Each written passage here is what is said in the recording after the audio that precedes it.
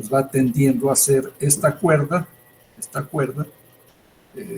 o secante, como le quieras llamar, se transforma en el vector tangente. No busquemos por el momento demostraciones rigurosas, si no, nunca vamos a acabar. Si eso es lo que no entiendes o quieres una demostración más formal, eso es otro asunto. Pero ¿no lo ves que esto pueda ser así? Sí, sí, ya lo veo, profe, ya. Que Ya me quedó la claro. magnitud de delta R y la magnitud de delta S, pues conforme el delta T se tiende a cero, o sea, conforme este punto esté lo más cerquita de T, pues se van pareciendo más. Y ya. Sí, profe, gracias. Ok. ¿Alguien más? ¿No hay más preguntas? Pues esto ya se conoce más o menos, ¿no? Bueno, vamos a continuar. Entonces nos quedamos hasta aquí, ¿verdad? Hasta la ecuación 4. Fue lo que les mandé ya el apunte. Sí, profesor. Sí, profe. Este resultado ya deben de recordarlo ustedes. Es la aceleración que tiene dos componentes. Una componente de la aceleración a lo largo del vector tangente es esta S2 puntos, es la aceleración que tiene la partícula debido al movimiento sobre el recorrido, o sea, por donde realmente va la partícula. Y este otro término va a corresponder a una aceleración que ahorita vamos a ver cuál es, sí, porque aquí nos quedamos. Va a corresponder a una aceleración debido al cambio de dirección del recorrido, que eso está determinado aquí por esta derivada. La derivada del vector tangente respecto a ese, o sea, me está midiendo la variación de este vector conforme me muevo en el recorrido, conforme me muevo por ese. En virtud de que el vector tangente es unitario, entonces esta variación nada más se va a deber al cambio de dirección, no al cambio de magnitud, ya que al ser unitario este vector, pues siempre vale 1. Entonces, esta aceleración se debe al cambio de dirección del movimiento de la partícula. Vamos a ver qué va a ser la aceleración normal, que es lo que sigue. Eso ya se han de acordar ustedes, ¿no? Bueno. Entonces, como dice aquí, esta cantidad, esta variación que les acabo de comentar, la vamos a calcular y eso va a llevar también a buscar otras derivadas que van a aparecer por acá, que me van a describir de manera ya completa cómo es el movimiento de la partícula en una curva en el espacio. Y eso viene dado por las fórmulas de Frenet-Serret, que seguramente ustedes, varios de ustedes, si no es que todos, lo vieron ya, porque se puede ver en física 1 y se puede ver también en análisis vectorial. Y también los que llevan o están llevando, ya llevaron geometría diferencial, son de las primeras cositas que ven en matemáticas y las ven de manera más formal. Nosotros vamos aquí a tratar de entender, pues, qué es esto.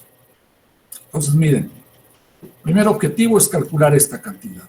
¿Cuánto vale la derivada del vector tangente respecto a ese? O sea, ¿cómo varía la dirección de este tangente conforme me muevo sobre la trayectoria que estoy yo moviendo? Eso es lo que hay que calcular. Y es sencillo calcularlo porque vean, como el vector tangente es un vector unitario, entonces el producto del vector tangente consigo mismo, o sea, t.t, vale 1, ¿no? Por ser unitario. t.t, o sea, el producto escalar. Y si ustedes derivan el t.t igual a 1, lo derivan respecto a ese, pues básicamente les va a quedar esta cantidad que está aquí, con un 2 aquí, ¿no? Porque recuerden que el producto punto conmuta. Les va a quedar t punto, la derivada de t respecto a s, más la derivada de t respecto a s punto t, y la derivada de 1 es 0, y el 2 lo mandan para allá, y entonces les queda esto. Y este resultado, que es muy conocido, es que la derivada del vector unitario respecto a S es perpendicular al vector unitario, que es lo que me dice aquí este producto escalar, ¿no? Al ser cero, como no son cero estas cantidades, lo único que queda es que sean perpendiculares. Entonces aquí obtengo este resultado, que lo necesito aquí. Al menos ya sé cuál es su dirección. La dirección de esta variación va a ser perpendicular al vector tangente. Está escrito. ¿Sí? Bueno, y ahora sabemos que este vector derivado de t respecto a S, es perpendicular al vector tangente. Y un vector unitario en esta dirección, pues ¿cómo lo construyo? Pues divido simplemente a ese vector, lo divido entre su magnitud y de ella tengo un vector unitario en esa dirección, que es lo que está indicado en esta ecuación. A este vector unitario lo vamos a denotar con n, y esta n se le va a llamar el vector normal, y vamos a ver aquí qué otra cosa aparece. Y de esta relación, despejamos aquí la derivada de t respecto a s, que es la que me interesa.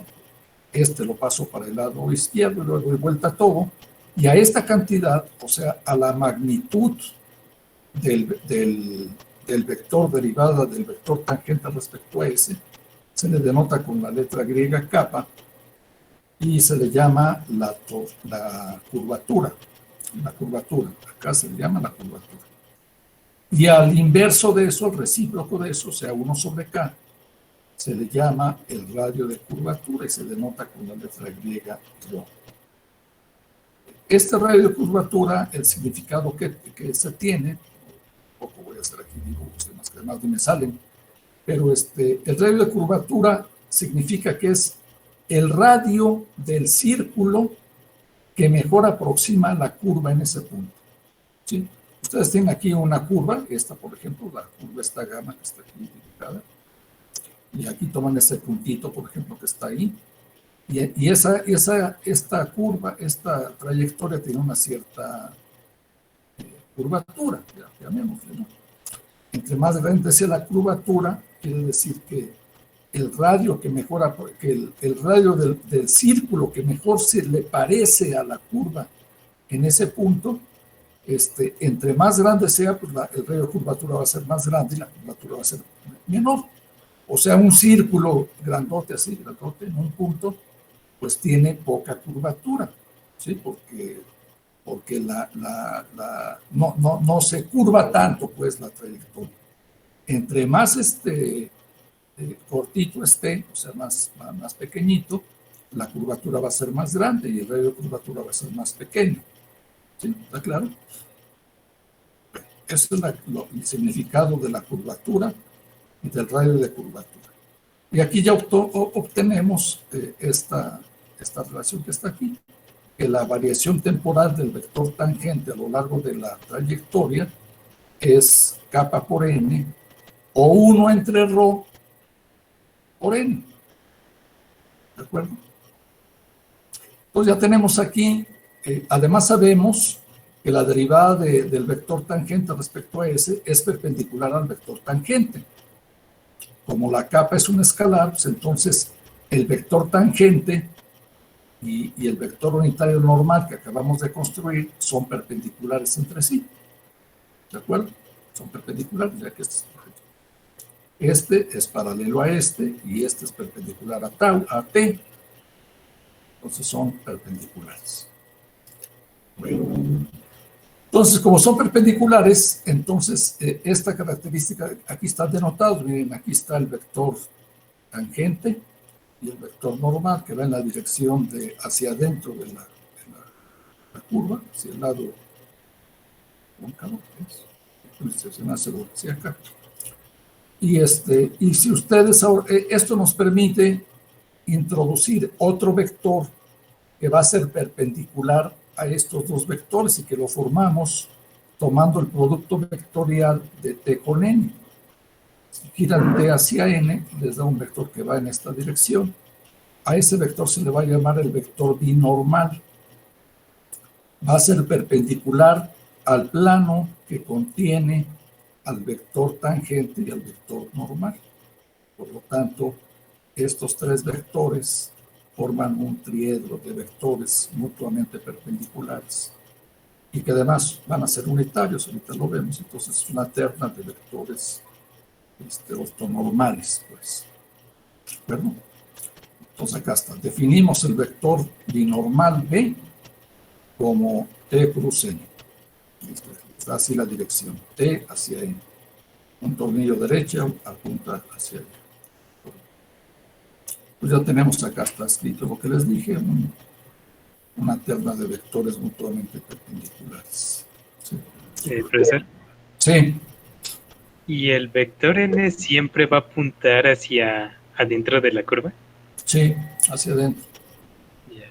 No hay que confundirse después con las coordenadas polares, porque las coordenadas polares planas, hay un vector también que luego se me lo entiende que sería el normal, que es el radial, ese es hacia afuera. Pero ese es hacia afuera del vector de posición, de donde estemos midiendo la R. Esto se hace por convención, así se pone. Y el que esté en esta dirección y el B venga para acá. Algunos libros ponen una diferencia de signo en el vector binormal, creo. Ahorita lo vemos.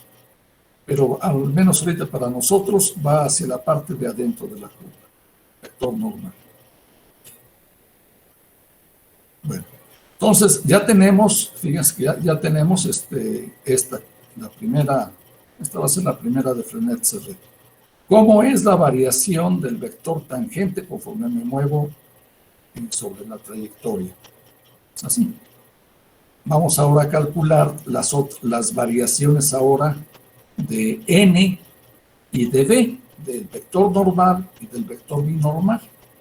Ese es el objetivo, es lo que está indicado acá. Ahora evaluemos los cambios de estos dos vectores, conforme se mueven a lo largo de la curva. Entonces esto es así. Como B y T son perpendiculares, ¿sí? De acuerdo, porque B es perpendicular a T y perpendicular a N también. Pero tomémoslo primero así. Entonces B punto T vale 0 porque son perpendiculares. Y ahora deriven esto respecto a S. Está escrito, respecto a S. ¿Sí? Pero además ya sabemos de ahí arriba que la derivada de T respecto a S es kappa por N. ¿No? Entonces, como es kappa por N, aquí les queda B punto kappa por N. Y por lo tanto, pues se anula este término, ¿sí? Ya que son perpendiculares. B y N son perpendiculares. Entonces se hace 0 y entonces lo que queda es que esto que está aquí también es 0 y por la derivada de B, acá está escrito aquí, la derivada de B respecto a S punto T es igual a 0. ¿Sí? Como B es unitario, entonces su derivada es perpendicular al mismo. Se demuestra de la misma forma que lo hicimos para T. Y por lo tanto se halla en el plano de T y N. Y por lo tanto, pues la derivada de B respecto a S debe de ser paralelo a N. ¿Está claro eso? Si es paralelo a N, entonces lo pongo así. Y pongo esta lambda, este escalar, porque no sabemos cómo es. Llamamos lambda por N, que es un escalar. Lo que afirmamos es que al ser paralelo a N, pues debe ser de esta forma. Y a esta cantidad lambda se le llama la torsión de la curva. Lambda lo dice la magnitud de este vector, es la magnitud de este vector, porque este es unitario, y se le llama la torsión. Lo que dice aquí está bien. La torsión está ligada al vector binormal, B, y mide la velocidad con que la curva se aleja del plano oscurador. El plano oscurador es el que contiene los vectores T y N. Y les voy a dejar en los ejercicios que calculen ahí la torsión y la curvatura de una hélice, que es lo que ponen de ejemplo casi en todos los libros. Se lo pueden consultar o lo pueden hacer. Pero ahorita continuamos con esto. La torsión tiene que ver, imagínense, por ejemplo, ustedes, ahorita se los pongo acá de una vez. Viene aquí adelante.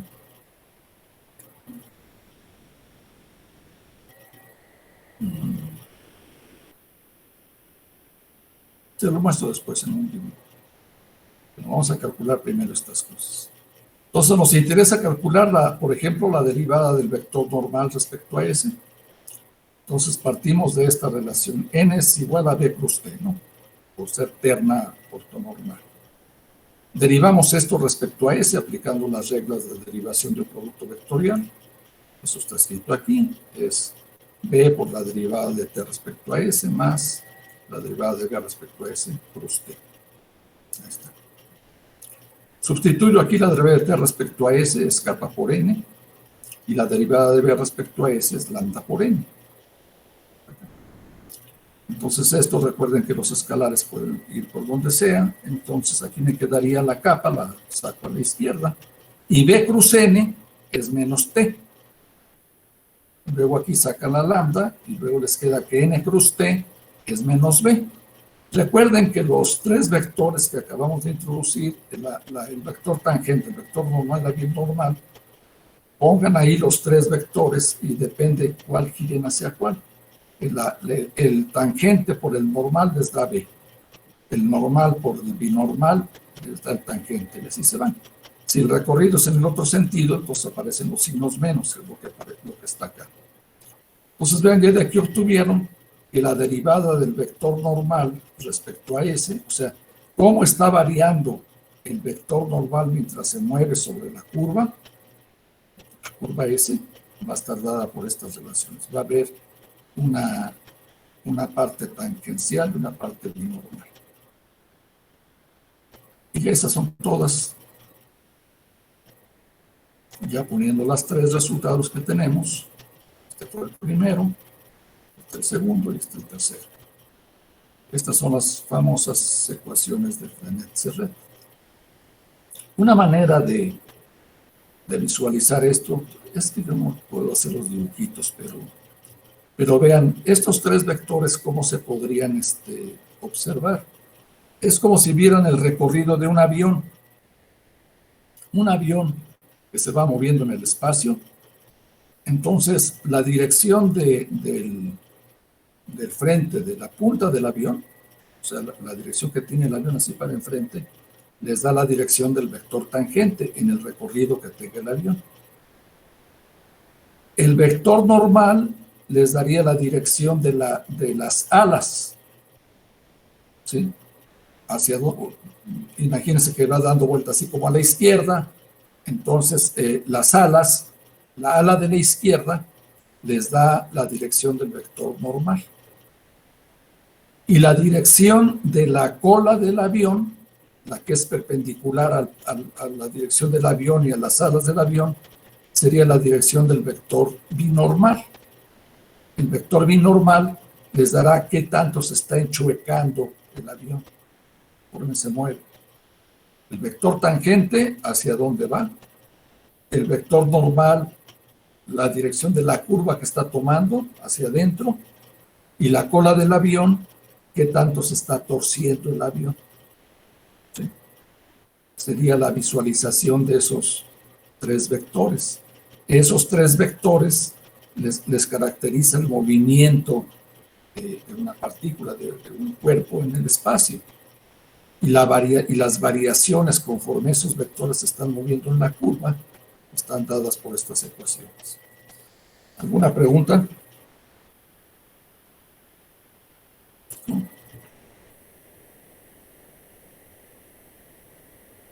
De momento creo que no. Muy bien. Continuemos. Entonces, mire, ¿para qué nos sirvió esto? Esto fue como un paréntesis. Veníamos de aquí, ¿no? Aquí habíamos sacado ya, empezamos con es el movimiento de una partícula en el espacio.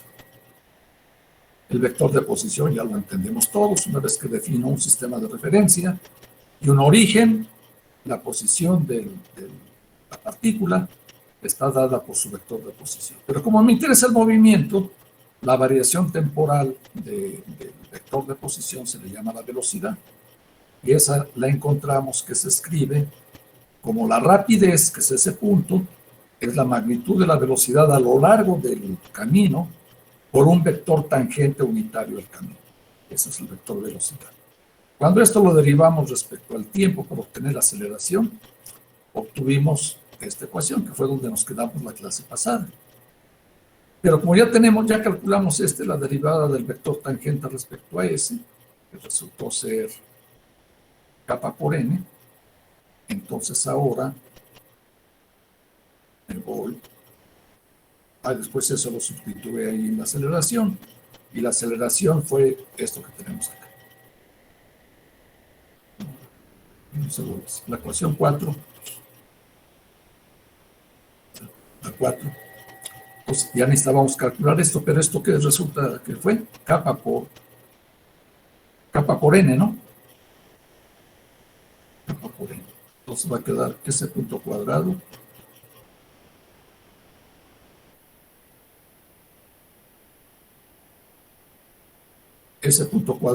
kappa por n, pero kappa recuerden que es 1 entre rho. A veces se usa más el radio de curvatura que la curvatura. 1 entre rho es kappa. Entonces ya me queda que la aceleración es ese 2 puntos por t, más ese punto cuadrado sobre rho por n. Es la aceleración centrípeta en este caso sería, ¿no? Que se denota más en el movimiento circular, pero es una aceleración debido al cambio de dirección. Bueno, hay unas expresiones que se usan mucho para expresar el radio de curvatura y la torsión, que es lo que se pide en el movimiento de una partícula en una hélice, que les voy a dejar de ejercicio. Entonces, para eso, esto viene hecho en prácticamente todos los libros de análisis vectorial, es lo que hacen la gran mayoría. Yo lo tomé, no me acuerdo si del Harry Lass o Harry Lass, creo, de análisis vectorial. Bueno, vamos a ver cómo se puede calcular el radio de curvatura. Para ello, miren, consideremos el producto vectorial de la velocidad con la aceleración. R punto cruz R dos puntos. Sustituimos lo que acabamos de obtener antes. La R punto es S punto por T, es la velocidad, recuerden. Y la R dos puntos, que es la aceleración, es esto que está aquí. Lo ponen, aplican las propiedades del producto vectorial, les va a dar esto. ¿Sí? Este por este, se hace cero, ¿no? Porque es porque son paralelos, ¿no? Y el producto vectorial se anula. Como es distributivo el producto vectorial, nada más les queda por el segundo. Quedaría ese punto cúbica sobre rho y T cruz N, que está acá. Pero T cruz N es B. Pongo aquí. Y aquí, les va a quedar que la magnitud de este vector, pues es la magnitud de que nada más sería ese punto cúbica sobre rho, y es inmediato, ¿no? Pero tienen que esta magnitud. ¿Y esto para qué les sirve? Porque de acá obtienen, ya que ese punto, de acá ya pueden obtener el radio de curvatura. 1 sobre rho, lo pueden poner como la magnitud de que está aquí abajito, entre ese punto al cubo, que es la magnitud del vector velocidad. Entonces les queda esta expresión. Es una manera de calcular sería aquí la curvatura, ¿no? O el radio de curvatura, que aquí está el inverso. Aquí dice que estas relaciones para ρ se pueden utilizar tanto para una curva plana como para una curva en general en el espacio. Bueno, dice aquí, por ejemplo, supongamos una curva plana, o sea, plana. Entonces el vector de posición, R, lo podemos escribir en términos de sus coordenadas cartesianas, por ejemplo, xy más yj, o x, j, o x, y, la notación que a ustedes les guste más. Yo voy a usar indistintamente las dos, a veces uso y a veces uso la otra. Bueno, obviamente que x y y son funciones de t, se está moviendo la partícula, ¿no?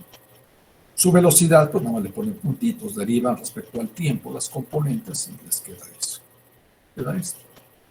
Ahora calculan, como me interesa calcular el radio de curvatura o la curvatura que está acá, necesito calcular este producto vectorial. Lo calculo con el determinante. R punto cruz R dos puntos, ponen los vectores unitarios cartesianos, y luego aquí ponen sus componentes. Como estamos en el plano, de R punto son X punto Y punto, estoy suponiendo que estamos en plano XY, ¿no? Y la aceleración pues, es X dos puntos, Y dos puntos. Haciendo este producto, les queda esto que está aquí, ¿no? X punto por Y dos puntos menos Y punto por X dos puntos. Por acá. Está acá. Pues ya por consiguiente, pues ya tienen una expresión, eso lo necesitamos aquí, ¿no? Pues les queda que 1 en ρ va a ser igual a esto que está acá, que es la magnitud, pongo acá, sobre la magnitud al cubo. La magnitud de la velocidad, ¿no? De R punto. Pues es la raíz cuadrada de X punto cuadrada más Y punto cuadrada al cubo. Les queda eso.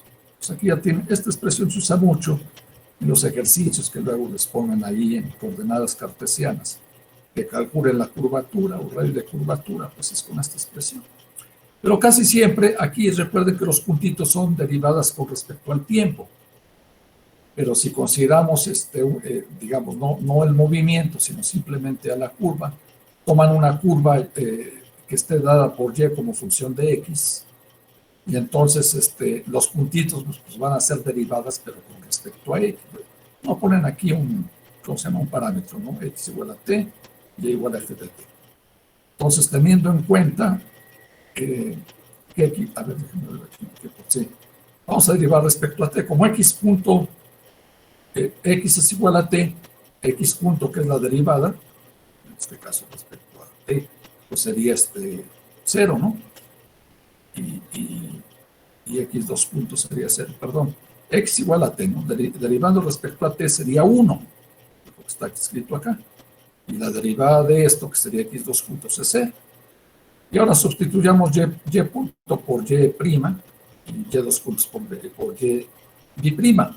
O sea, esta prima y biprima significan derivadas respecto a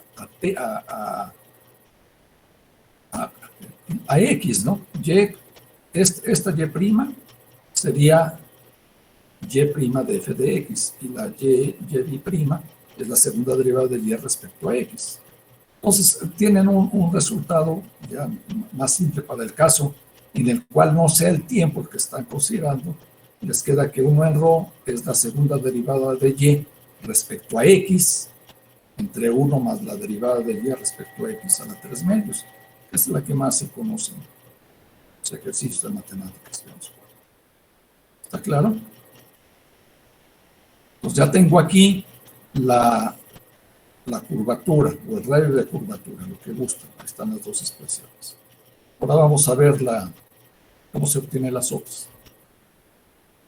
Entonces,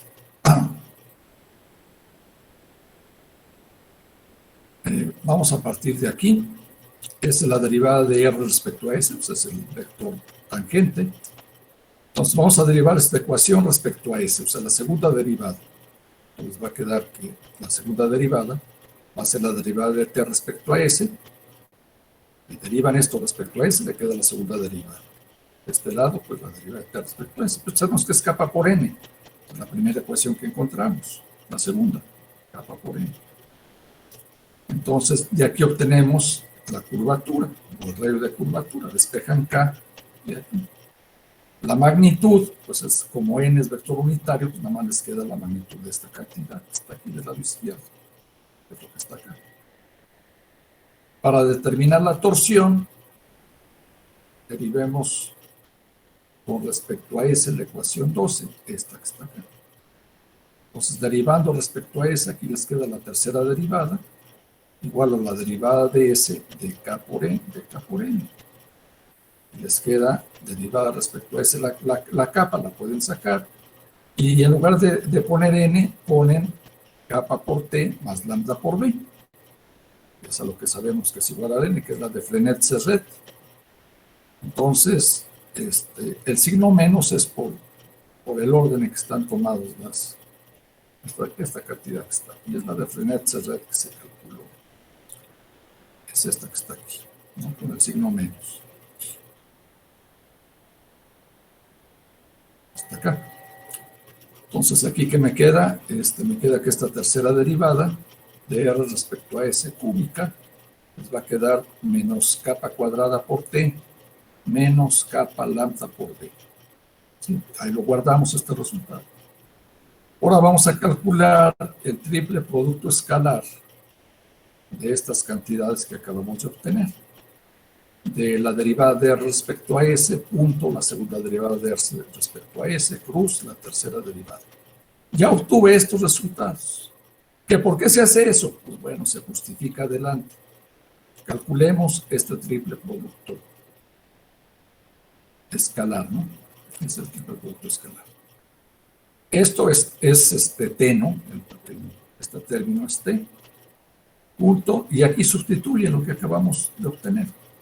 Esta segunda derivada era kappa por n, y esta tercera derivada es esta cantidad. Repito, son este resultado y este otro. Pues vamos en donde aquí. Tengo esto. Entonces ahora de esta última expresión, vean que el último se anula porque son perpendiculares. T punto kappa cuadrada lambda por T, eso se hace 0. Y nada más les va a quedar, no estoy mal, es al revés, ¿no? El vector tangente por el vector binormal son 0 porque son perpendiculares. Producto escalar se hace 0 y nada más queda que es que son vectores paralelos. Queda menos kappa cuadrada por lambda. Nada más T punto T vale 1. Entonces queda esto. Ya ven que de aquí, o sea, ¿por qué se hizo esto? Porque de aquí ya puedo calcular la torsión, la lambda. La lambda va a ser a todo esto entre kappa cuadrada, un signo menos. Pero la kappa cuadrada, pues ya la vamos a calcular, pues esta cantidad. Entonces, de aquí obtienen la torsión en términos de las derivadas del vector de posición con respecto a S. En la lista de problemas se las comento al final. Ya les pido que calculen la torsión y el radio de curvatura para una hélice. Este ejercicio. Y es aplicar, pues, esto que acabamos de hacer, que les repito, eso viene en todos lados. Lo pueden ver, pero yo les recomiendo que hagan el intento de hacerlo primero ustedes y después, si se quieren ayudar con algún libro, pues lo hagan. ¿Alguna pregunta?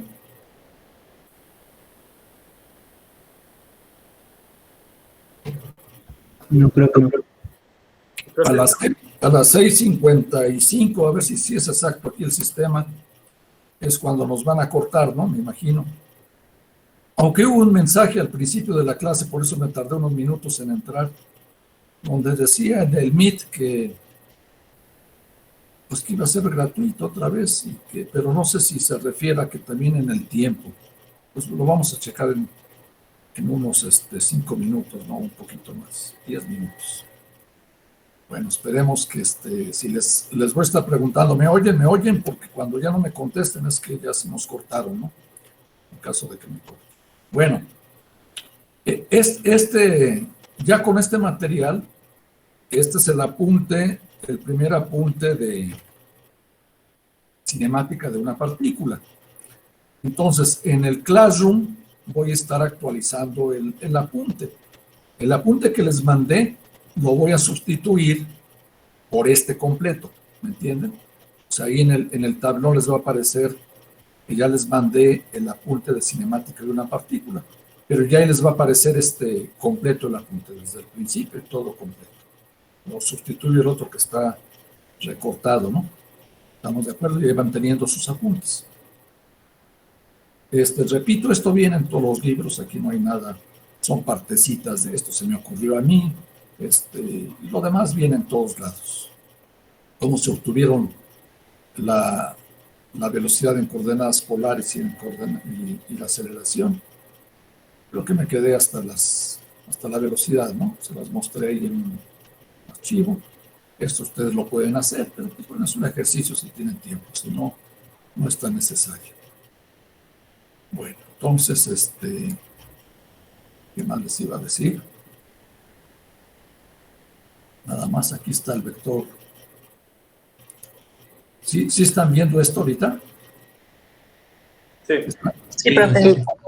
Ahora sí ya Sí. le supe cómo. O sea, están viendo la velocidad de aceleración en coordenada, lo que está manuscrito, pues. Sí, profe. sí, las coordenadas polares. Sí, Sí, profe. qué bueno que lo supe hacer. Son cosas tan sencillas, pero luego me hago bolas. Bueno, miren, ahora lo que sigue como tema es lo que se llama lanzamiento de proyectiles. Es el tema que sigue.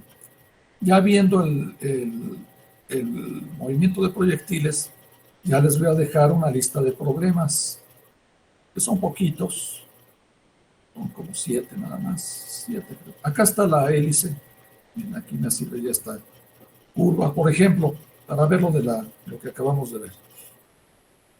Esta es una curva que es una hélice circular, le llaman, creo. Sí, hélice circular. Es una partícula que se está moviendo en esa trayectoria roja. Se va moviendo. Entonces vean un avioncito, el vector normal les daría la dirección de dónde va avanzando el avioncito. ¿Sí? Imagínense esa crucecita, bueno, ya no salió la crucecita y qué bueno. El vector normal sería un vector unitario que apunta hacia la parte de adentro de la curva. En este caso apuntaría, digamos, como al eje Z, digamos, ya que este es circular.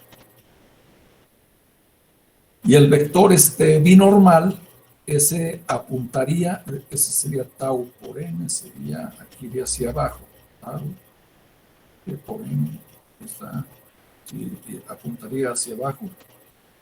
Y eso les está dando la torsión de la curva. O sea, si esta curva no fuera labiada, la labiada que dice que tenga labeo, y labeo es que se está torciendo. Si fuera en un plano, pues no hay vector binormal, ¿no? Porque en un plano, pues nada más está el vector tangente, el azul aquí que se ve, por ejemplo. El azul. Y nada más estaría el vector tangente al círculo y el vector normal que apuntaría hacia adentro en cada punto, hacia el centro, hacia el origen, ¿no?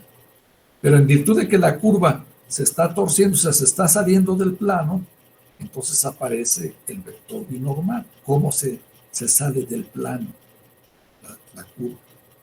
¿Sí? Entonces, vean, por ejemplo, la ecuación de una elipse.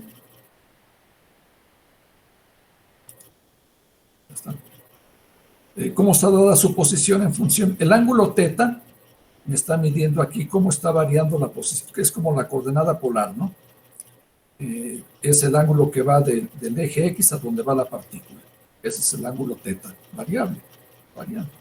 En este caso, la magnitud del origen a donde va la partícula es constante. Aquí le llamamos A. Pues, por lo tanto, la posición de esta partícula que está aquí, de la partícula P, sería la coordenada X, sería A por el coseno de θ, ¿no? Más, luego la coordenada Y sería A por el seno de θ. Entonces ahí tendría yo este puntito que estaría aquí. Pero luego tengo que agregarle esta altura, que es la Z. Aquí en la figura no se ve, pero este ángulo alfa que está aquí metido es el ángulo que forma el plano, digamos, este azul que está aquí, con el vector de posición de la partícula. Sería este ángulo que está. No sé si ven ahí como lo estoy indicando. ¿Sí? Entonces, esta altura, Z, digamos, sería A por la tangente de este ángulo, que aquí no está indicado, pero se le llama alfa. A por la tangente de alfa. Ese sería este lado. Pero en virtud de que esto se está subiendo, o sea, de que cada vez que cambie yo mi posición θ va cambiando, entonces va a depender del ángulo θ. La altura a la que esté va a depender del ángulo θ que se haya recorrido. Entonces aquí estoy suponiendo que esa variación es lineal con el ángulo θ. Entonces por eso se pone aquí. Entonces la coordenada Z va a ser A por θ por la tangente. tangente de alfa, donde alfa es este ángulo. Otros libros no usan esta notación. Otros libros a la tangente de alfa por teta le llaman, creo, B. Creo que ¿cuál les dije ahorita? El Harry Lass creo que le llama B y otros libros le llaman B, como el vector binormal. Pero aquí yo le puse tangente de alfa por teta. Entonces, esta es la posición. Y ahora se les pide que calculen la torsión, kappa. El inverso es esta es la curvatura, y el inverso es el radio de curvatura, y la lambda es la torsión. Aquí está la respuesta, pues tienen que calcularlo. ¿Cómo la tienen que hacer? Pues ya tienen aquí el vector de posición. ¿Qué deben de hacer? Pues ya lo acabamos de calcular. Es la última parte. Aquí está cómo calcularlo. Está la torsión, lambda, y aquí está la capa. Pues tienen que hacer eso, tienen que hacer ahí unas cuentitas. Si se atoran, pues revisar ahí a un libro donde lo consulten y ya ahí lo ven. No les recomiendo que copien las cosas sin saber lo que hacen. Eso no está bien. No les sirve de nada, créanme. El que copien sin entender, pues ni se molesten en estarlo haciendo. No les sirve a su cerebro para nada. Pero si lo entienden, si se están preguntando, si ya sirvió. Que lo hagan en los exámenes tampoco sirve. Por cierto, les iba a compartir. ¿Todavía me están escuchando? Sí, profesor. Sí, profesor. Les iba a compartir un pensamiento. En cada clase les voy a ir poniendo uno de los que me encuentro por ahí en lo que leo.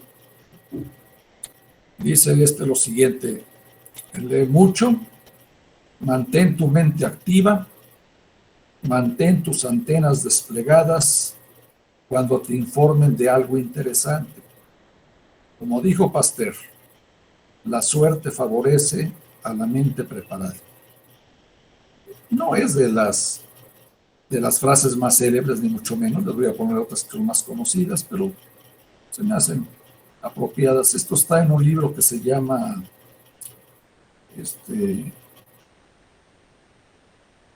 ¿cómo se llama? De este señor que tiene libros de cálculo, ¿no?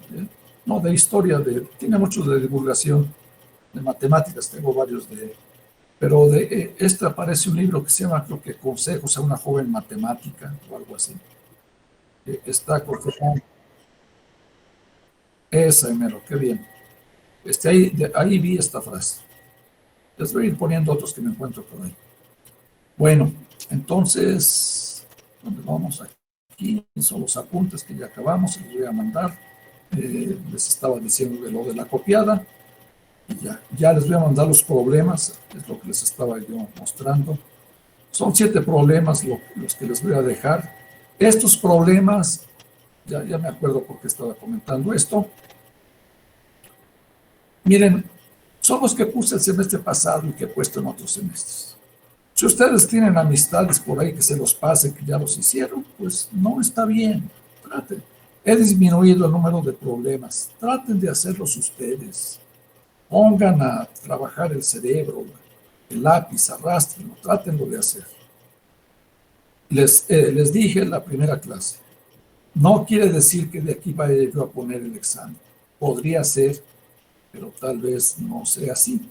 Pero si ustedes saben hacer estos problemas, van a tener más facilidad para resolver cualquier otro problema que no venga en la lista.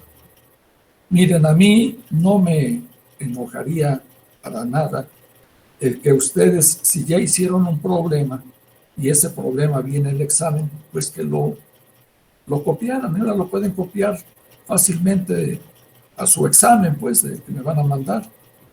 Pero lo malo de esto, y eso se nota, eso uno se da cuenta, es que pues, se copian entre sí porque mandan problemas igualitos y a veces equivocados o con los errores igualitos, idénticos.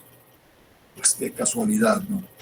Entonces por eso es que tengo que buscar otras cosas, si no pondría yo los exámenes de aquí, ya los hicieron y tú lo hiciste, pues qué bueno, y ya lo copiaste, bueno.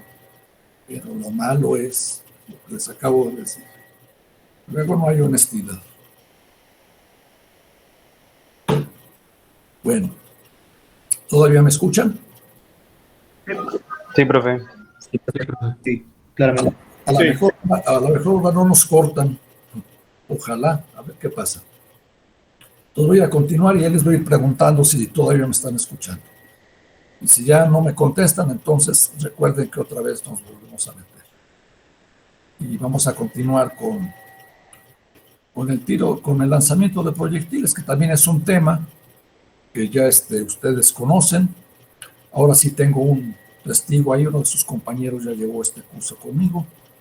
Y yo creo que en aquel tiempo vi algo, pues creo que vi lo mismo que les estoy dando ahorita, más o menos. Bueno, vamos a empezar con eso.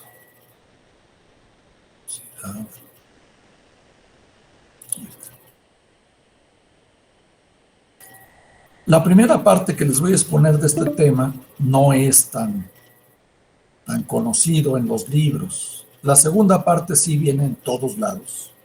Yo hago un poquito más de énfasis en algunas cosas.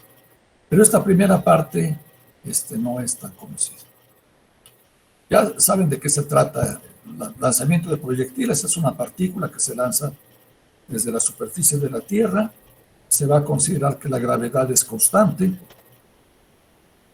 O sea que el lanzamiento se hace a poca altura.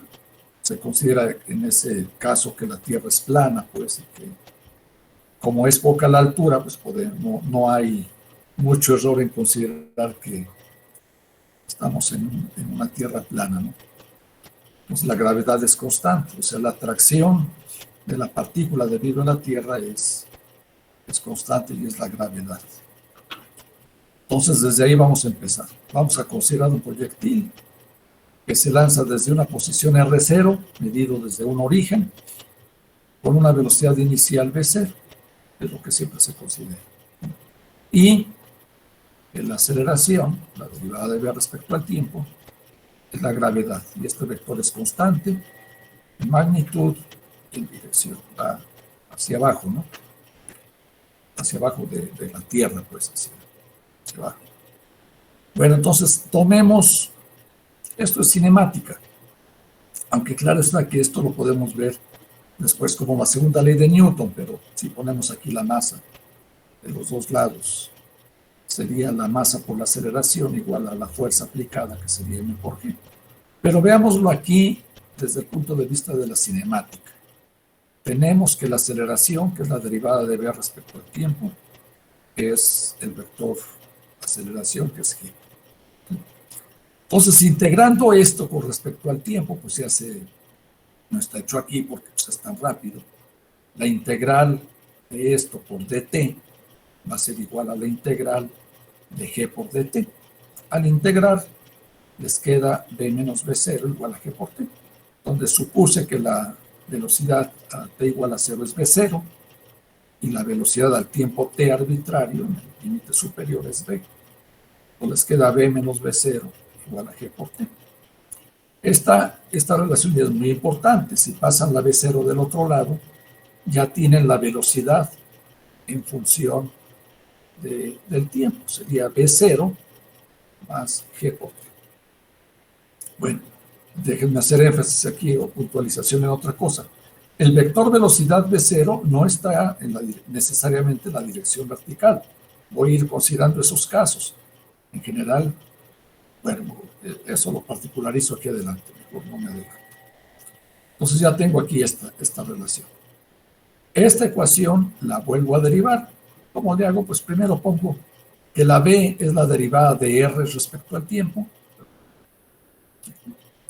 Ya tengo ahí una ecuación diferencial otra vez, que la vuelvo a integrar. La derivada de r respecto al tiempo, lo integran respecto al tiempo de los dos lados y les queda esta relación. No está hecho aquí explícitamente porque eso ustedes lo conocen bien. Les va a quedar r menos r0 igual a b0 por t más un medio de gt cuadrado, no queda g por t cuadrado sobre 2. Estoy suponiendo que el tiempo inicial es 0 y que la velocidad inicial es v0 y que el vector de posición inicial es r0. Entonces tengo estos tres resultados importantes: la aceleración, la velocidad y la posición, de manera general. Pero ahora vamos a particularizar. Vamos a suponer que la G y la B0 son paralelos. La gravedad... Disculpe. ¿Qué pasó? Nada más para avisarle que creo que ya nada más queda un minuto para que se termine la llamada. Bueno, menos de un minuto. Ah, ya no, ¿sí nos van a cortar? Sí. Sí, profe, salió un anuncio. Sí. Oh, entonces está bien, nos esperamos y me quedo aquí precisamente. Está bien, gracias. Gracias. Son paralelos. Estamos suponiendo, estos son paralelos.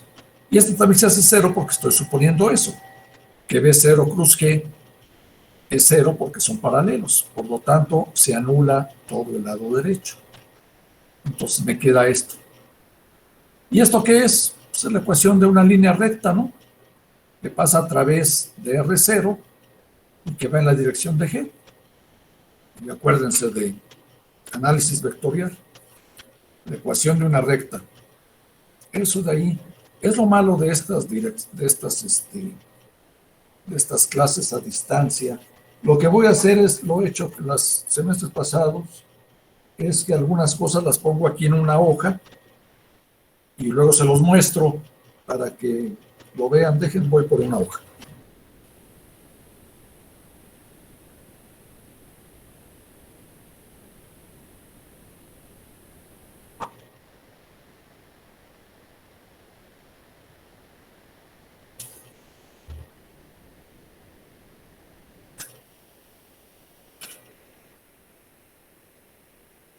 O me ahorran tiempo si se dan cuenta que esa es la ecuación de una recta.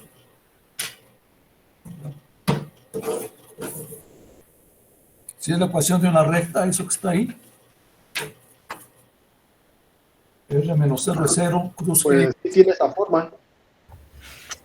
Es una recta que pasa por R0 y que es paralelo al vector G, ¿no? Sí.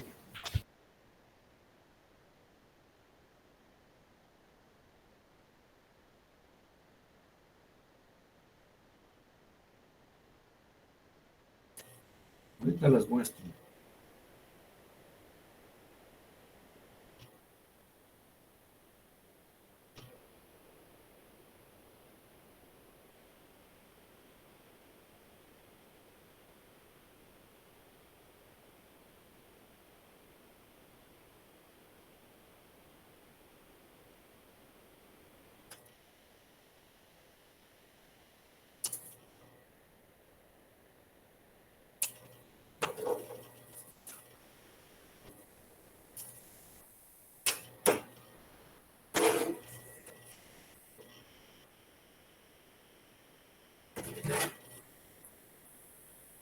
¿Qué pasó? Debo dejar de compartir. Esto es lo que no me gusta, que luego tengo que hacer esto. O me voy a...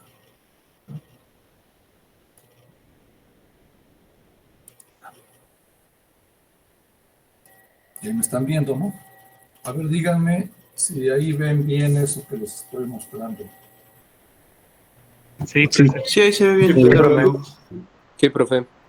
Entonces ahí se dan cuenta que esa es la ecuación de una recta que pasa por el vector por R0 y que R menos R0, que es donde está la recta, es paralelo al vector G, que está ahí pintado.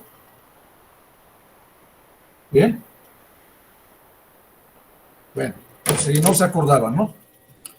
Por si no se acordaban. ¿Y ahora cómo le hago para compartir?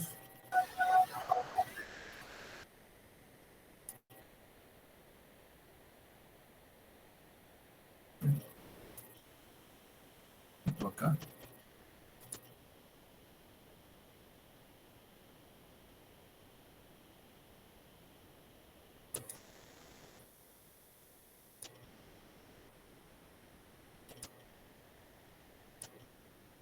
Ahí regresamos al apunte, ¿verdad?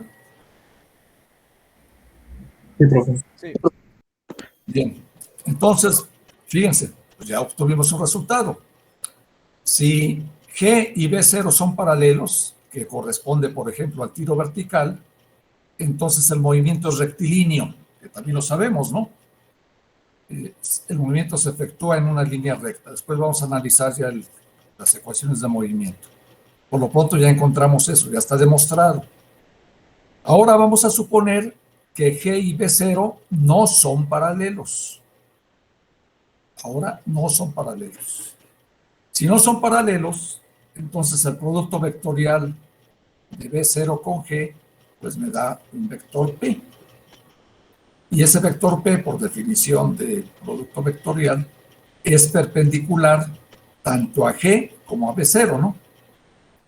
Y es otro vector, un vector paralelo. Entonces tienen el vector P. Entonces ahora lo que vamos a hacer es que la ecuación de movimiento, la 2 que está acá, la vamos a multiplicar escalarmente por el vector P. Entonces acá está. R menos R0 punto P igual a T por B0 punto P más T cuadrada sobre 2 G punto P. Y otra vez, lo del lado derecho se hace 0. Porque como B0 y P son perpendiculares, esto se hace 0 y esto también se hace 0, ¿no? Y me queda esto. Y esto ahora es la ecuación de un plano, ¿no? R menos R0 punto P es igual a 0. ¿Por qué es un plano? Pues porque es un plano que pasa por R0 y que es perpendicular al vector P.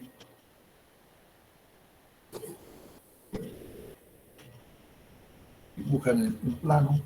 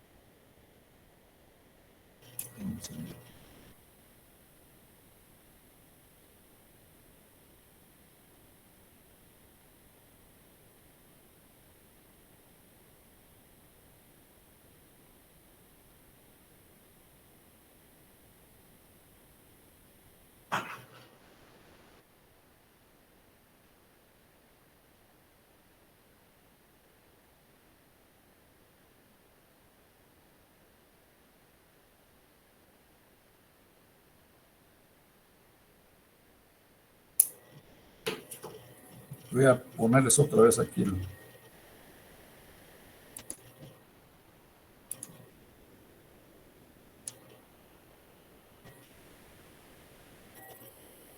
a ver, ahí va.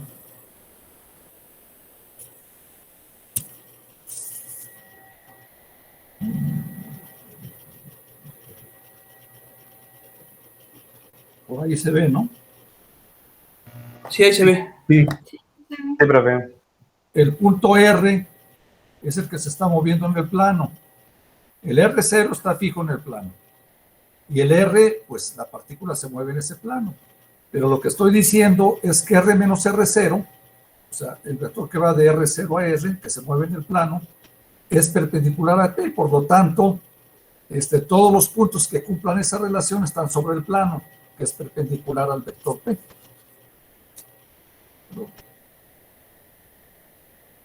Eso me hace falta tener todo. Y creo que por ahí los tenía, pero los voy a preparar bien. Esos dibujos ya los había hecho, los tengo que escanear o hacerlos bonitos para que se entiendan. Bueno, déjenme regresar.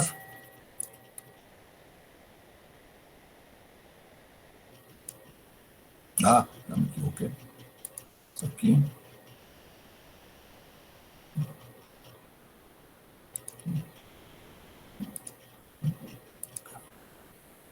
Bueno, entonces ya está claro aquí. R menos R0 punto P es la ecuación de un plano que pasa por R0 y perpendicular a P. Como es perpendicular a P, entonces es paralelo a G y B0. ¿Sí? Entonces, pues ya tengo el famoso tiro parabólico, que ya ahorita vamos a ver que es una parábola, pero ya es el plano en el cual se está moviendo la partícula. Es el plano en el cual está la g, la gravedad, y el vector velocidad inicial. ¿De acuerdo? Entonces eso está escrito aquí. En los dos tipos de movimiento la trayectoria está en un plano que pasa por R0 y paralelo a G. Bueno, pues vamos a continuar. Entonces escogemos el plano cartesiano XY, o sea, ese plano en el cual se está moviendo el... vean que la conclusión es de que un proyectil, una partícula que se mueva en el espacio con gravedad constante, se mueve en un plano. Si la B0 y la G son paralelos, entonces el movimiento es rectilíneo. Si no son paralelos, entonces el movimiento se efectúa en un plano. Y en ese plano están el vector de posición, está la velocidad inicial y la gravedad. ¿Está claro? Entonces, ¿qué es lo que se hace? Pues escogemos como el plano al plano cartesiano. Y vamos a escoger a la gravedad en la dirección, acá está, la vamos a escoger en la dirección y el sentido es positivo hacia arriba. La Y va positivo hacia arriba. Como sabemos que la gravedad es hacia abajo, pues le ponemos aquí un menos. 0 menos G, 0. O sea, las coordenadas Z son 0 porque estoy en un plano XY. Estoy primero en el caso rectilíneo, vean acá, faltó decir eso.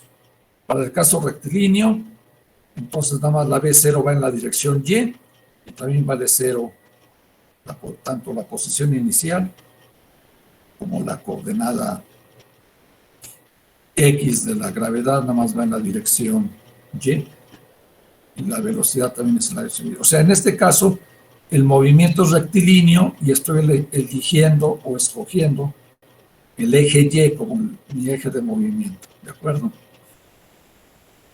Entonces, vean. Las ecuaciones de movimiento vectoriales que tenemos aquí arriba, la 1 y 2, que me da la velocidad y la posición en función del tiempo. Entonces, para el caso rectilíneo y en coordenadas cartesianas, pues aparecen estas formulitas que son las que nos enseñan desde la secundaria.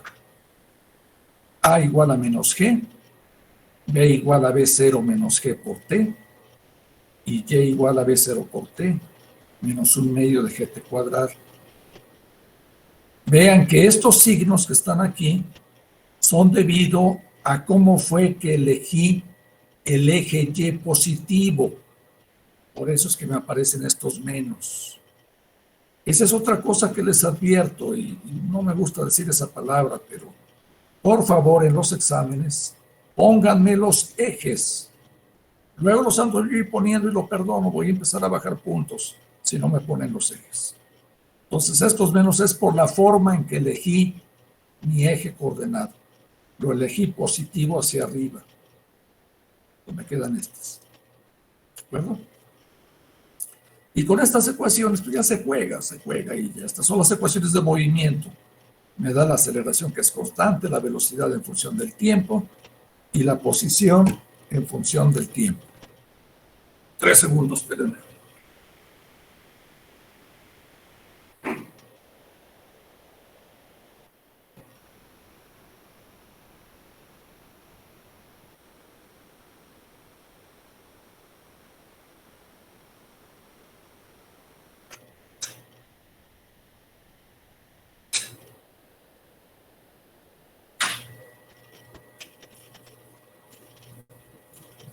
Es que se me acaba la saliva. Bueno. Entonces, que luego se juega con estas ecuaciones.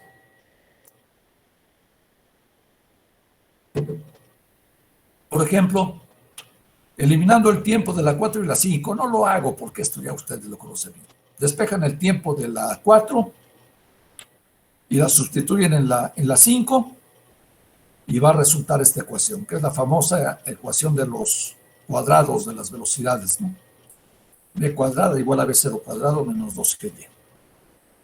Aquí, como pueden darse cuenta, supuse que la posición inicial era 0, ¿no? Por eso es que no aparece la Y0. Si se lanza al tiempo t igual a 0 desde una posición Y0, pues nada más le incluyen. Entonces, aquí les quedaría 2G por Y menos Y0. Y aquí arriba les aparecería Y0 más B0 por T. No se pierde generalidad si hacemos eso. Les recuerdo que aquí, como lo vamos a ver más adelante, si esto lo multiplicamos por un medio de la masa, lo que está aquí declarado es la conservación de la energía mecánica, que vamos a repasar más adelante. Luego viene otra ecuación muy útil. Si elimina la gravedad de 4 y 5, o sea, ahora la G la despejan de 4 y la sustituyen en la 5, les queda la famosa ecuación de Merton, que les comenté la clase pasada, en las exposiciones a que les di.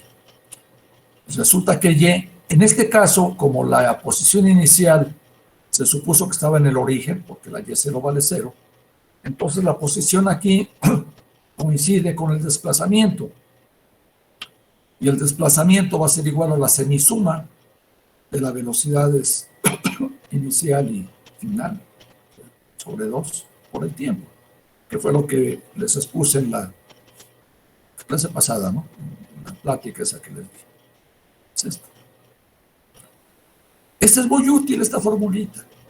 Fíjense, siglo XIV, 1300 y tantos, en la Universidad de París, este señor Oresme, que les comenté también en la plática. Él fue el que primero descubrió esto. Obviamente que no así como está escrito acá.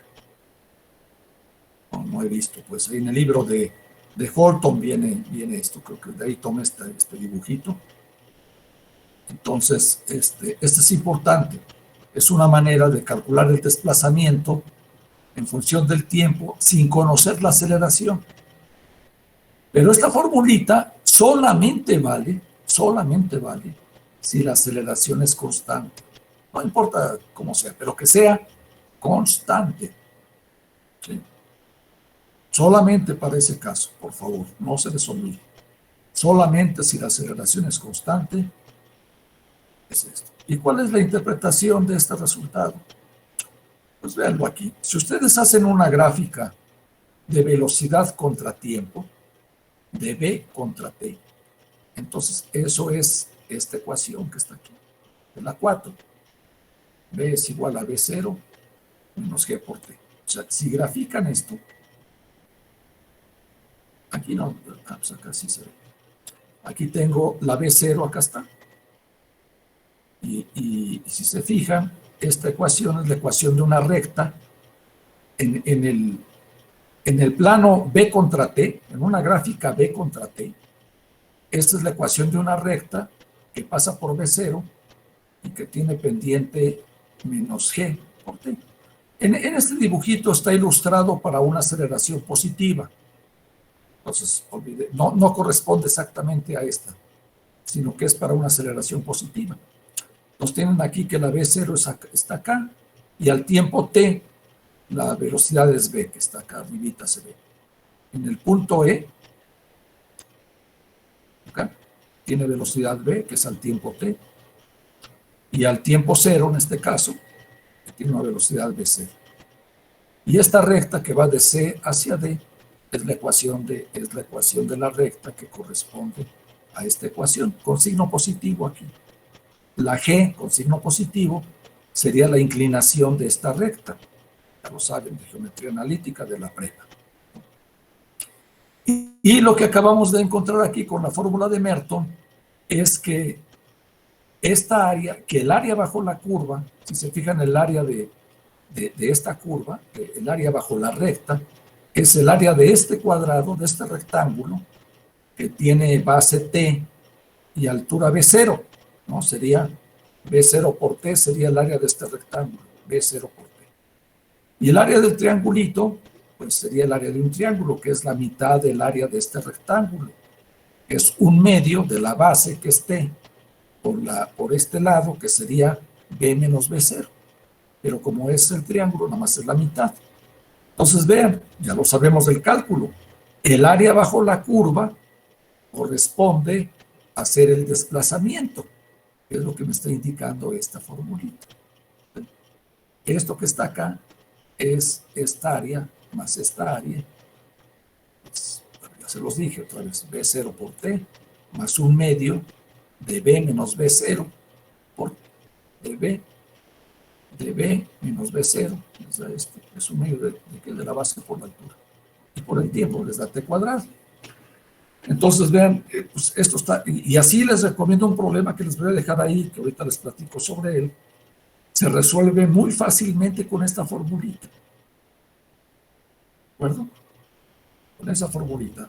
Se los digo más adelante. Pues continúo.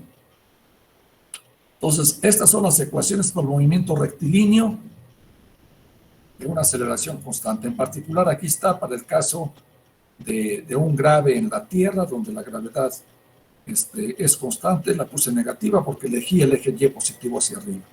Y son las ecuaciones con las que hay que jugar. Estas ecuaciones no las tienen que estar deduciendo cada vez que lo utilicen.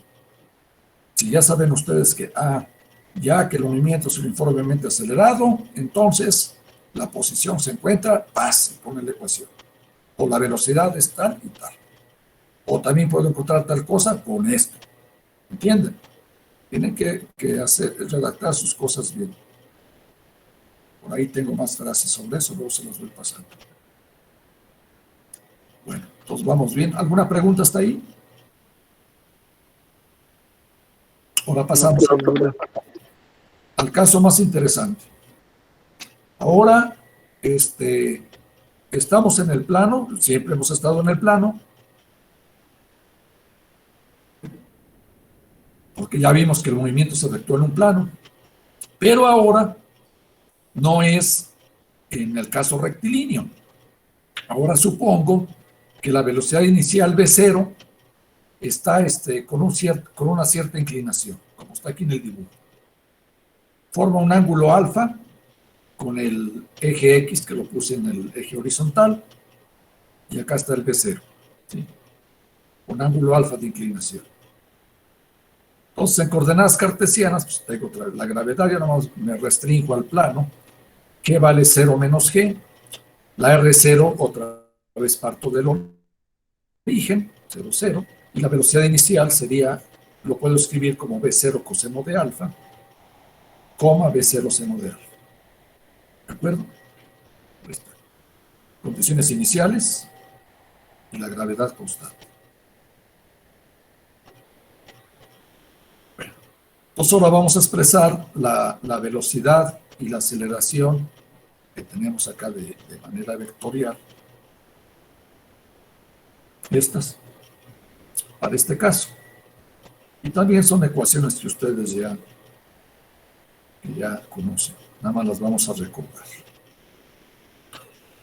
El vector velocidad en la dirección X va a ser V0 coseno de alfa. En la dirección X, al no haber aceleración en la dirección X, la componente de la velocidad en la dirección X es constante, siempre es la misma. En la dirección Y no, ahí sí influye la gravedad.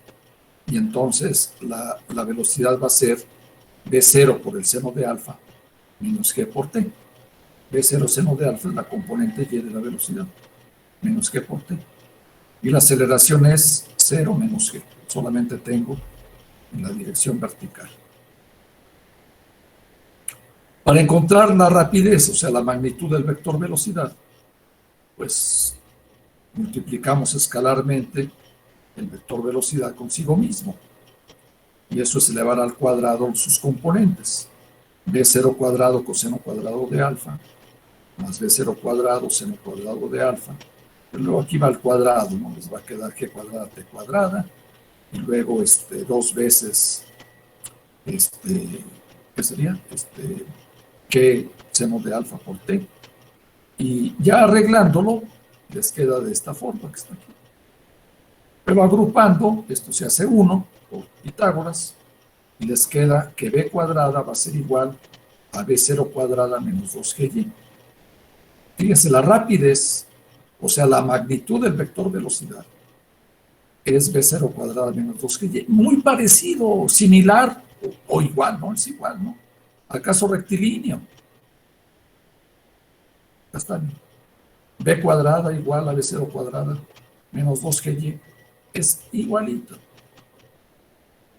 Ahí está. B cuadrada igual a V0 cuadrada menos 2GY. Es la misma. Aquí está la conservación de la energía. No importa si se lanza verticalmente o se lanza no verticalmente. La rapidez, como pueden darse cuenta, nada más depende de la altura a la cual estemos, de la Y. Eso se ilustra aquí en este dibujito. La magnitud del vector velocidad, o sea, el tamaño de esta flecha, es la misma a la misma altura, no importa el lanzamiento de los proyectiles, siempre y cuando, es importante, se lancen con la misma rapidez inicial. O sea, la V0 debe ser la misma para todos estos lanzamientos. Lo único que pasa es que ya no va a depender del ángulo alfa. El ángulo alfa desapareció en este paso. ¿Sí? Aquí se arregló de tal manera, no hice énfasis en esto, porque arreglando este producto escalar, cuando se hace este producto, se puede poner de esta forma y lo que está aquí entre paréntesis resulta ser Y. Eso aparece aquí la Y. Esta es la Y. Está acá arriba. La Y, pues. La posición Y. V0 seno de alfa por T menos 1 medio de GT cuadrado. Bueno, entonces vean, esto también ya se sabe. Las magnitudes de estas flechas son iguales. Esto es decir, las flechas, luego aquí a los compañeros matemáticos que tengo ahí como 3, ¿no? No dos o 3. No les gusta y dicen, no, los vectores no son flechas, efectivamente no son flechas. Y luego yo he citado una frase que no es mía,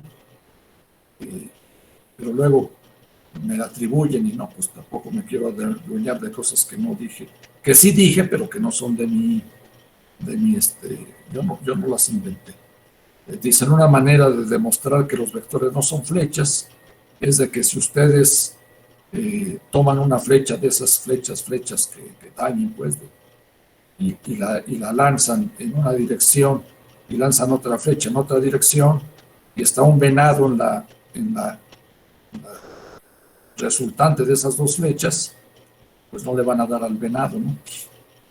Por lo tanto, los vectores no son flechas, algo por ahí. Eso viene en un libro que se llama Acerca de vectores, de Hoffman. Ahí está la frase bien dicha y bien escrita.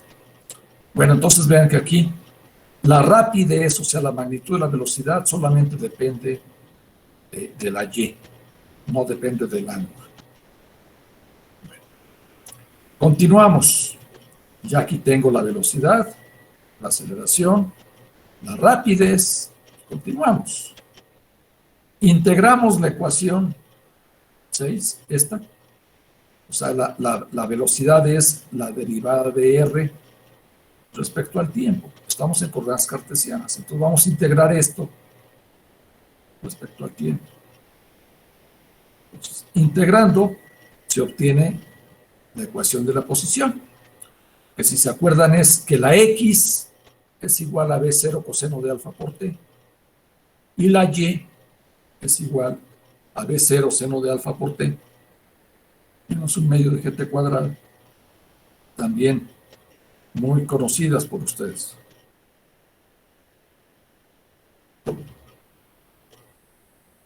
Bueno, aquí están escritas. Están la X y la Y.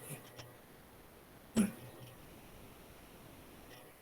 Entonces ahora vamos a encontrar la ecuación de la trayectoria, que ya ustedes saben que es una parábola, porque hasta se llama esto tiro parabólico, ¿no?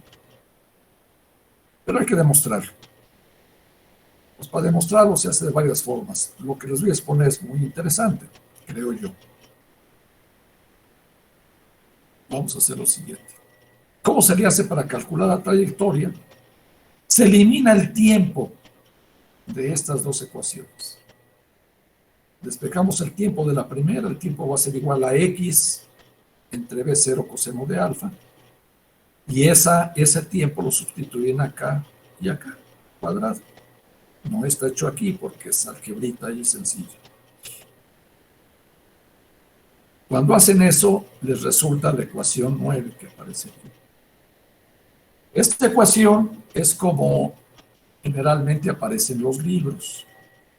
De hecho, aparece aquí con la tangente, ¿no? Y es igual a la tangente de alfa por x, menos esta cantidad por x cuadrada. A veces le ponen aquí la secante cuadrada arriba por identidades trigonométricas.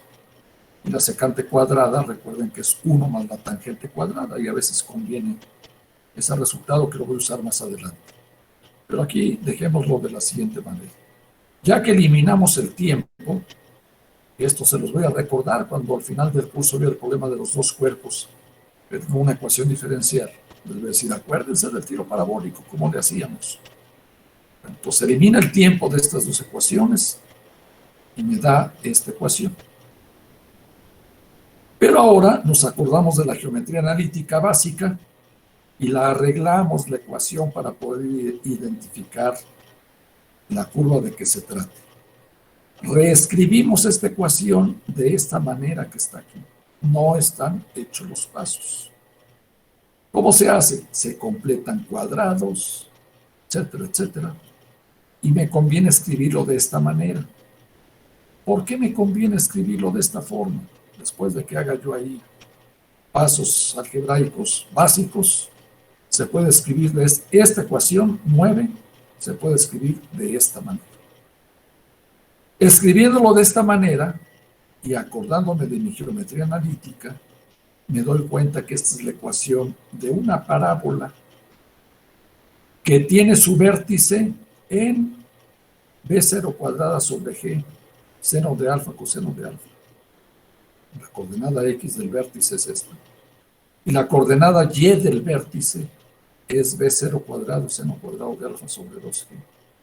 Y esta cantidad que aparece aquí es el semilado recto, es el semilado recto, no es el lado recto completo, es el lado recto de una parábola. ¿Cuál es el lado recto? Es la longitud de la recta que pasa por el foco y que es perpendicular al eje de la parábola. Y el signo menos lo que me indica es que la parábola abre hacia el lado negativo de las y. Entonces, de la geometría analítica, identificamos esto que acabo de decir. Aquí está el vértice, este es el lado recto, y además también el foco lo identificamos. El foco, recuerden que el foco, por definición de parábola, o bueno, de parábola vamos a ponerlo, una parábola es el lugar geométrico de los puntos que equidistan de un punto llamado foco y una recta llamada directriz. Aquí está más o menos está bien hecha la parábola. Vean que este es el foco, esta es la parábola, no la curva, y los puntos de esta parábola, todos los puntos, me fijo en este que está acá. Bueno, pues este puntito, la distancia que hay a este punto llamado foco, es la misma que hay a la distancia a la recta D, que se llama directriz. Cuando decimos que distancia a la recta es a la recta perpendicularmente. O sea que aquí, si yo trazo esta recta de aquí, que es paralela a esta, este sería un cuadrado. Sí, este sería un cuadrado. Aquí se ve también más o menos que la distancia, este puntito, el vértice, pues forma parte de la parábola. Y la distancia que hay del vértice al foco es la misma que hay del vértice a la directriz, porque forma parte de la parábola. Y así se construye toda la parábola, todos los puntitos. Bueno, el foco, pues equidista del vértice y de la directriz. Para acá y para acá es lo mismo. Entonces, si yo conozco esta distancia del foco, pues ya conozco también la distancia de la directriz. Y eso está aquí escrito. Entonces, el foco va a tener estas coordenadas. Aquí no están calculadas. nada más están escritas, la directriz está aquí, B0 cuadrada sobre 2G. Vean que la directriz es una recta, ¿no? Una recta paralela al eje X en la posición B0 cuadrada sobre 2G. O sea, eso es de aquí hasta acá. Así, es B0 cuadrada sobre 2G. Y el foco tiene el foco va a estar en la misma coordenada X del vértice, y en la coordenada Y pues hay que quitarle el pedacito este. Entonces queda esto que está acá. Ahí está.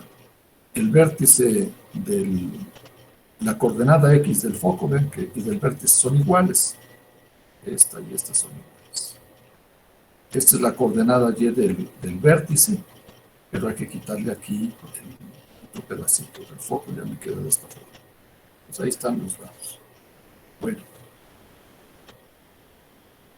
La coordenada Y y fíjense que de aquí ya geométricamente, pues ya encontré datos importantes, porque la coordenada Y del vértice me da la altura máxima a la que llega el proyectil. ¿Sí? Coordenada Y del vértice. La coordenada X del vértice es la mitad del alcance. Entonces el alcance es 2 veces la coordenada X del vértice. Pues la coordenada X del vértice está aquí. Es esto. Y el alcance sería 2 veces esto. Está acá. Este el alcance es el doble de esto. 2 veces B0 cuadrado seno de alfa coseno de alfa sobre G. La altura máxima pues es esta, B0 cuadrado seno cuadrado de alfa sobre 2G. El alcance también usando trigonometría, el 2 seno de alfa coseno de alfa es lo mismo que el seno de 2 alfa. Ahí está.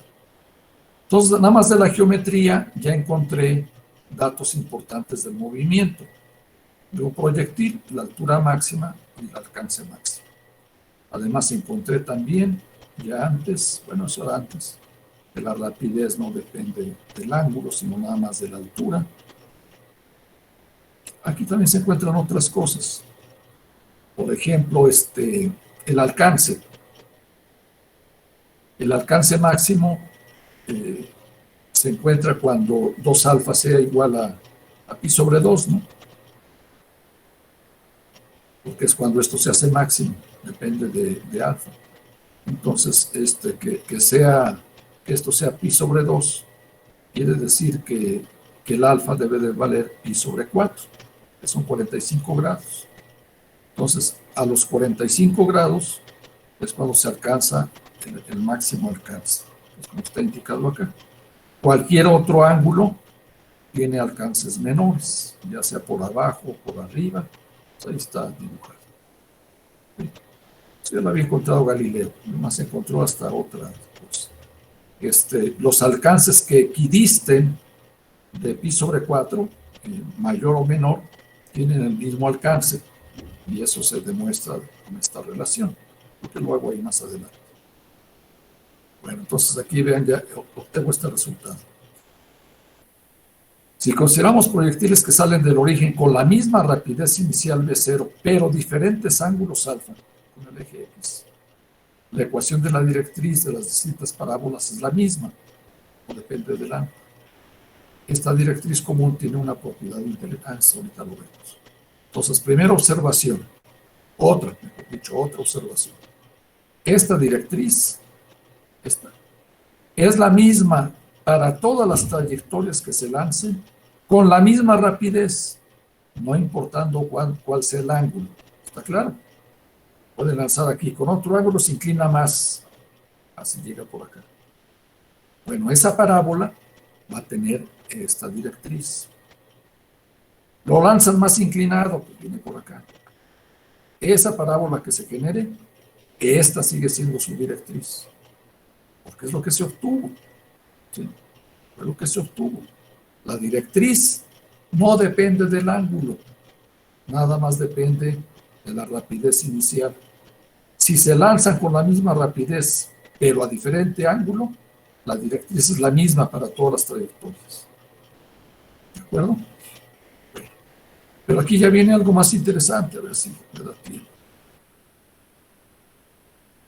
Este es un resultado bonito. Miren, vamos a probarlo. Primero a ver qué dice. La rapidez de un proyectil en cualquier instante, fíjense, lanzan un proyectil y toman un tiempo cualquiera. Ya lo lanzaron y pasa. Al tiempo t, se fijan, la rapidez de un proyectil en cualquier instante es igual a la que adquiere una partícula que se suelta en caída libre desde la directriz hasta la posición real del proyectil. Aquí con el dibujo lo explico. Lanzan ustedes un proyectil de cero. Lanzan. Y toman un tiempo, aquí por ejemplo. Y ojito este que está acá. Bueno, la rapidez que tenga este proyectil, ¿sí? Ya lanzaron con velocidad de cero, es el mismo, fíjense bien, es la misma rapidez que si ustedes sueltan la partícula o el mismo proyectil, aquí no estoy, puede ser lo que sea, lo lanzan desde la directriz y lo sueltan, y cuando pase por este punto, ese proyectil, esa partícula, tiene la misma rapidez que la que se lanzó desde acá. Es una curiosidad. Eso, ustedes lo prueban, ¿no? Está facilito. Háganlo como ejercicio. La rapidez que tiene el proyectil a un tiempo t cualquiera, acá, es la misma rapidez que tendría un proyectil, el que sea, pues no importa, que se lance desde la directriz de esta parábola en caída libre y cuando pase por este punto. Va a ser la misma. ¿Esto está claro? Lo que usted está preguntando. En todo caso, aquí está escrito y como se lo voy a mandar, ahí lo vuelven a ver. Bueno. Aquí viene el resultado más bonito. ¿A qué horas empezamos? ¿Cómo? ¿Quién fue el que me dijo que faltaba un minuto? ¿Cómo lo viste? Salió. Es que aparece, bueno, estaba en mi celular y aparece que cuando faltan 5 minutos, aparece que faltan 5 minutos. Pues por favor, si me quieres decir. Ajá. Nos faltan 5 minutos. Profesor, en la computadora hay en la esquina inferior derecha hay un cuadrado, un cuadrado, un triángulo y un círculo. Ahí se pone como un reloj que te va diciendo qué tanto falta. Pero estando aquí, donde estoy ahorita. Sí, en su computadora. Bueno, está presentando, ¿verdad? Sí. Ok, entonces. Tiene que ser en el otro lugar. Uh-huh. Ya. Bueno, ok. Pero como estoy aquí presentando, entonces, por favor, me avisa cuando falten 5 minutos. Bueno, entonces, esta observación que sigue, esta está mucho más bonita, a ver si en 5 minutos nos da tiempo. Miren. Otra observación sorprendente. Consideremos varias partículas que salen del origen simultáneamente con la misma rapidez inicial de cero, pero a diferentes ángulos alfa con el eje X. Aquí en el dibujo. Esas líneas rojas son los proyectiles que están mandando, pero de manera simultánea, ¿sí? A diferentes ángulos. Ahí están 4 trayectorias, ¿sí? Pero se lanzaron al mismo tiempo. Tengan presente eso. Entonces ahora, de las ecuaciones de movimiento, que aquí las tenemos, la X como función del tiempo y la Y como función del tiempo, son las dos que súper conocemos. Ahora, en lugar de eliminar el tiempo, como lo hicimos para calcular la trayectoria, eliminemos el ángulo. No lo hice aquí. Esos pasos ustedes háganlos. ¿Cómo se le hace? Pues eliminen el coseno de alfa, lo despejan de acá y les queda que el coseno de alfa es X entre B 0 por T. Y eso lo sustituyen en el seno de alfa usando Pitágoras. El seno de alfa es la raíz cuadrada, bueno, al cuadrado, seno cuadrado de alfa es 1 menos coseno cuadrado de alfa. El coseno cuadrado lo expresan en términos de la x, b0 y t. Y cuando hacen eso, les queda esta ecuación. Y esa ecuación, vean de qué es. Si el tiempo t lo consideran fijo, es la ecuación de un círculo que tiene su centro en x igual a 0, en y igual a menos 1/2 de gt cuadrado, y cuyo radio es b0 por t. ¿Está bien? ¿Esto sí lo entienden esto? Geometría analítica. Sí, profe. Sí, profe. Sí. Bueno, el que no me lo entienda, no, por ahí tengo otra frase que luego les pongo. Por favor, ni les dé pena ni nada, pregunten. Es la ecuación de un círculo.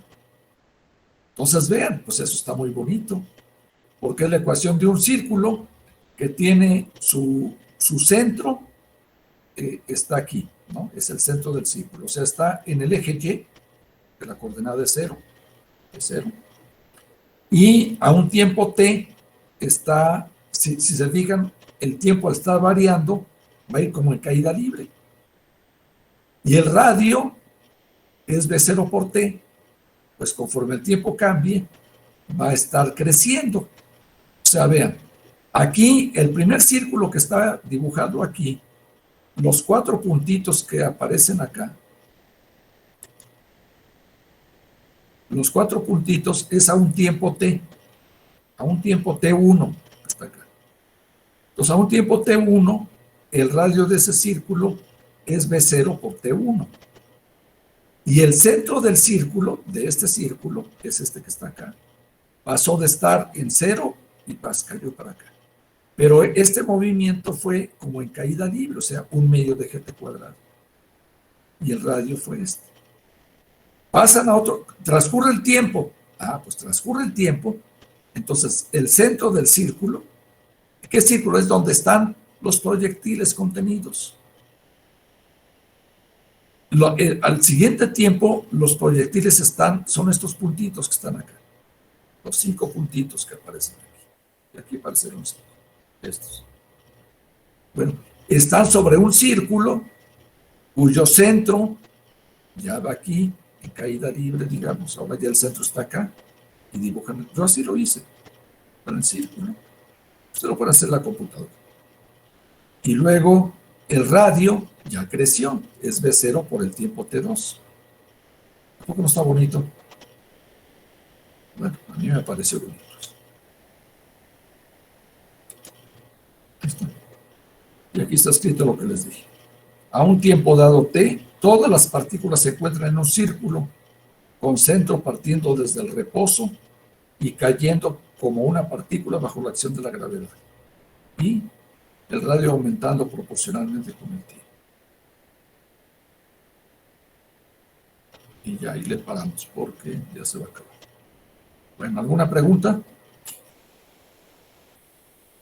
No, profe, ya queda claro esa parte. Sí, bueno, ¿cuánto tiempo me falta, por favor? 6 minutos. Se Sí. los pido porque quiero hablar con las 2 personas que les dije. ¿Dónde están? Profe, una pregunta. Sí.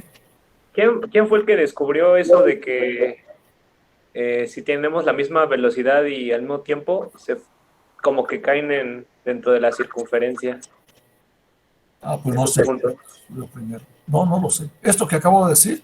Ajá. No sé. No sé. Oh.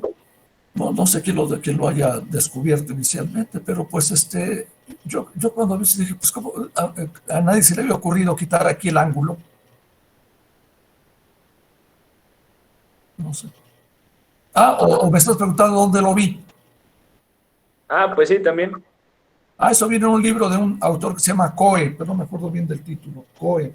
Creo que se los puse ahí en la bibliografía. Coe, así, C-O-E. Coe. Sí, para buscarlo. Gracias. Está en la biblioteca, pero solamente hay un ejemplar y no lo prestan. Pero a ver si lo encuentran ahí en internet. Coe, de ahí tomé todo esto. prácticamente todo, no todo, pero casi, del COI. En particular esto que te estoy diciendo ahí bien, en el COI.